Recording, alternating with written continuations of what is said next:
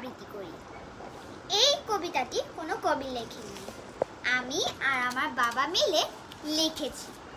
চলুন এই 20 সেকেন্ডে আপনাদেরকে একটা কবিতা আবৃত্তি করে শুনাই।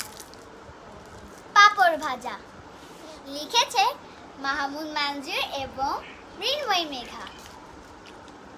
এটা হলো পাপড় ভাজা, খেতে ভারী মজা, দাম মাত্র 10 টাকা, দেখতে ভারী মোটা।